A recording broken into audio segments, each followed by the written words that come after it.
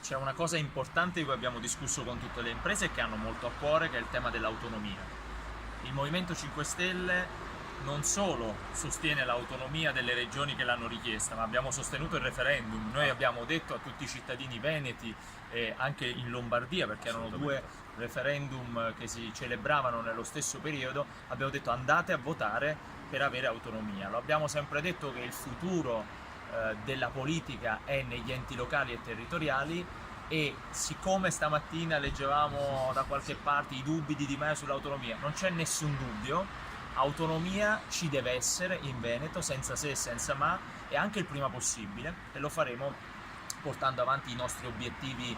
che ci siamo dati sia con il referendum e sia con gli impegni nel programma elettorale. Quindi il governo è compatto sull'autonomia e abbiamo rassicurato anche le imprese, perché questo territorio, come tanti altri territori italiani, stanno chiedendo più competenze per riuscire a gestire meglio i loro servizi.